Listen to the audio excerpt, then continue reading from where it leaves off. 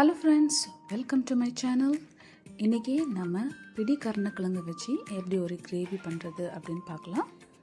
அதுக்கு முதல்ல நம்ம அந்த கிழங்கை நல்லா வாஷ் பண்ணி ஒரு குக்கரில் எடுத்துக்கலாம்.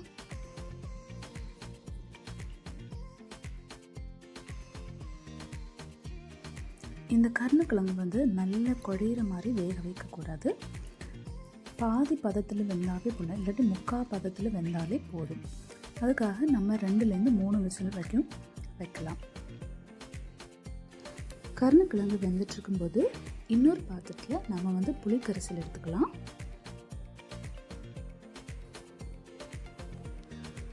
அதில் மஞ்சள் தூள்,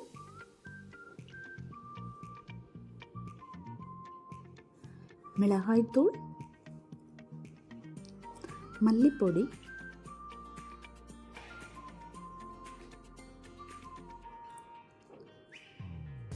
அப்புறம் உப்பு, இதை எல்லாத்தையும் சேர்த்து நல்லா இந்த பொடி எல்லாம் நல்லா மிக்ஸ் ஆகிற மாதிரி நம்ம இந்த புளி கரைசலை நல்லா கலக்கி விட்டுக்கலாம்.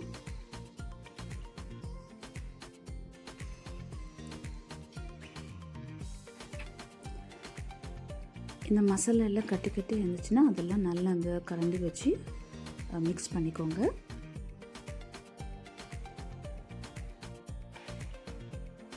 இப்போது அடுப்பில் ஒரு வானலை வச்சுட்டு அதில் நல்லெண்ணெய் ஊற்றிக்கலாம். நல்லெண்ணெய் தான் இந்த கிரேவி பண்ணுறதுக்கு ரொம்ப டேஸ்ட்டாக இருக்கும். அதனால் நல்லெண்ணெயை நீங்கள் எடுத்துக்கோங்க. எண்ணெய் சூடானதுக்கப்புறமா நம்ம கடுகு சேர்த்துக்கலாம்.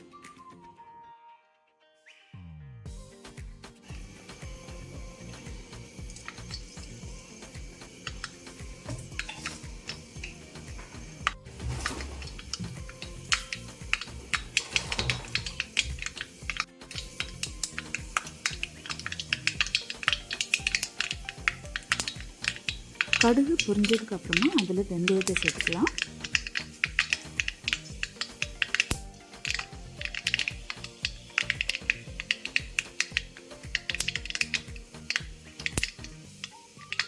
இப்போ கருவேப்பிலை சேர்த்துக்கலாம்.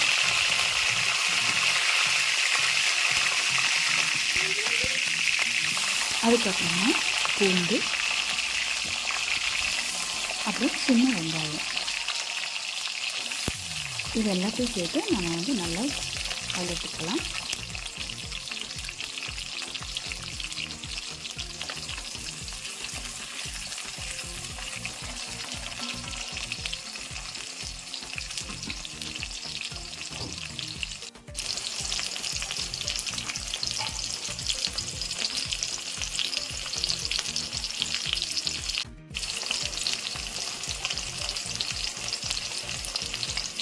சின்ன வெங்காயம், பூண்டு இதெல்லாம் நல்லா வதங்கினதுக்கப்புறமா நம்ம தக்காளி சேர்த்துக்கலாம்.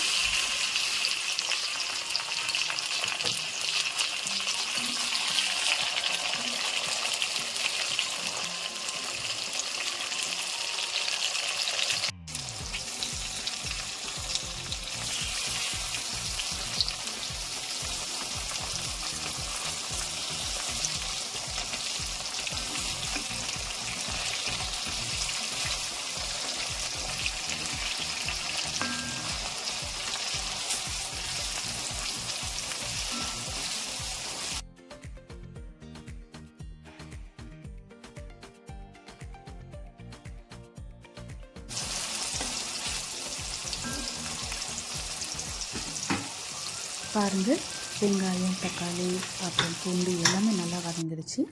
இன்னொரு பக்கத்தில் நம்முடைய கருணக்கிழங்கையும் போதுமான அளவு வேக வச்சு எடுத்தாச்சு.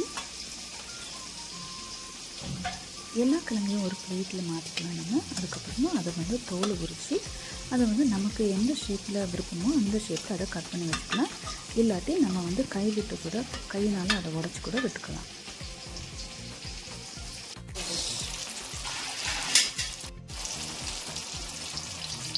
தக்காளி நல்லா வதங்கினதுக்கப்புறமா நம்ம இந்த கிழங்கு இதில் ஆட் பண்ணிக்கலாம்.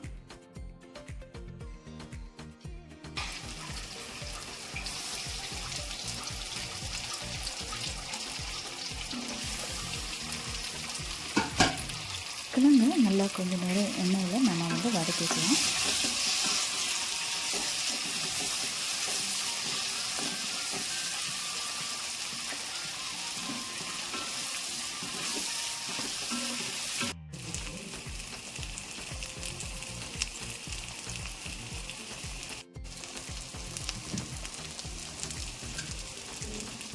கருணக்கிழங்கு லைட்டாக வதங்கினதுக்கப்புறமா நம்ம வந்து புளிக்கரைசலை சேர்த்துக்கலாம்.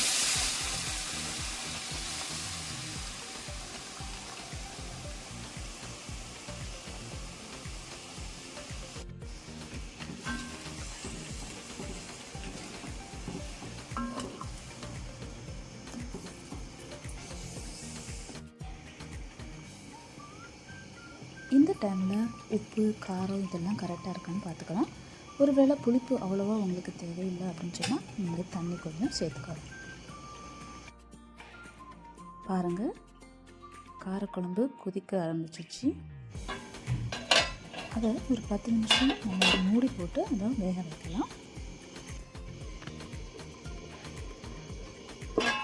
ஒரு 10 நிமிஷத்துக்கு அப்புறம் பார்த்திங்கன்னா பாருங்கள், நல்ல திக்கான கிரேவி நமக்கு கிடச்சாச்சு.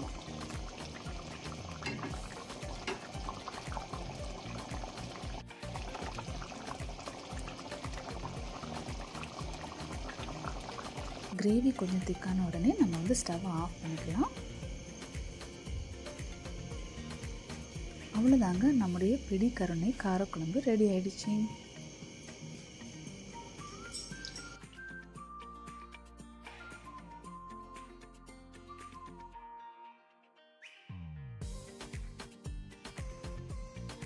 இந்த பொங்கலுக்கு நீங்கள் இந்த பிடிக்கருணை காரக்குழம்பை ட்ரை பண்ணுங்கள். எப்படி இருக்குன்னு கமெண்ட் பண்ணுங்கள். இந்த வீடியோ உங்களுக்கு பிடிச்சிருச்சுன்னா லைக் பண்ணுங்கள். நம்முடைய சேனலை சப்ஸ்கிரைப் பண்ணாதவங்க சப்ஸ்கிரைப் பண்ணுங்கள். தேங்க்யூ ஃபார் வாட்சிங். ஹாப்பி பொங்கல்.